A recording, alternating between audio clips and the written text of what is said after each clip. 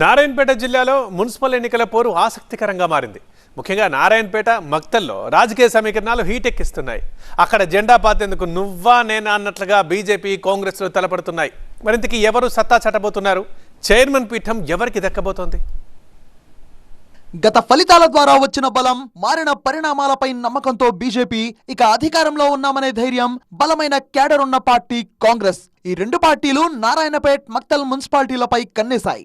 దీంతో పురపోరు రసవత్తరంగా మారింది. నారాయణపేట మున్సిపాలిటీకి 1954లో తొలిసారి ఎన్నికలు జరిగాయి. ఇప్పటి వరకు కాంగ్రెస్ 7 సార్లు, బీజేపీ 4 సార్లు, బీఆర్ఎస్ ఒక్కసారి చైర్మన్ పీఠం కైవసం చేసుకున్నాయి. 2017లో నారాయణపేటను గ్రేడ్ 2 మున్సిపాలిటీగా ప్రభుత్వం ప్రకటించింది. ఇక్కడ గత ఎన్నికల్లో బీఆర్ఎస్ జెండా ఎగురవేసింది. ఇక 2018లో 16 వార్డులతో మున్సిపాలిటీగా మక్తల్ ఏర్పాటైంది. 2020లో జరిగిన ఎన్నికల్లో 8 వార్డుల్లో గెలిచి మున్సిపల్ పీఠాన్ని దక్కించుకుంది బీజేపీ. ఆ ఎన్నికల్లో బీఆర్ఎస్ 5, కాంగ్రెస్ 2, ఒకరు ఇండిపెండెంట్ అభ్యర్థి విజయం సాధించారు. ఇప్పుడు మరోసారి ఈ పీఠాన్ని కైవసం చేసుకునేందుకు బీజేపీ పావులు కదుపుతోంది. ప్రస్తుతం నారాయణపేట ఎమ్మెల్యేగా పర్నికారెడ్డి, మక్తల్ ఎమ్మెల్యేగా మంత్రి వాకిటి శ్రీహరి కొనసాగుతున్నారు. ఇక స్థానిక ఎంపీగా బీజేపీ నేత డీకే అరుణ ఉన్నారు. కీలక నేతలు ప్రాతినిధ్యం వహిస్తున్న ప్రాంతాలు కావడంతో నువ్వా నేనా అన్నట్టుగా క్యాంపెయిన్ నడుస్తోంది. 2023 పార్లమెంట్ ఎన్నికల్లో ఎంపీ డీకే అరుణకు ఈ 2 నియోజకవర్గాల్లో మంచి మెజారిటీ వచ్చింది. గతంతో పోలిస్తే ఇప్పుడు ఇంకాస్త బలం పెరిగిందని, 2 మున్సిపాలిటీల్లో కమలం వికసించడం ఖాయమని బీజేపీ నేతలు లెక్కలేసుకుంటున్నారు.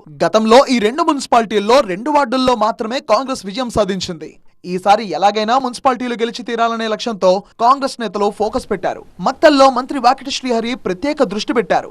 అభివృద్ధి, సంక్షేమ పథకాల నినాదంతో ఎన్నికల్లో ప్రచారం చేస్తున్నారు. మరి ఈ 2 చోట్ల ఎవరు సత్తా చాటుతారో చూడాలి.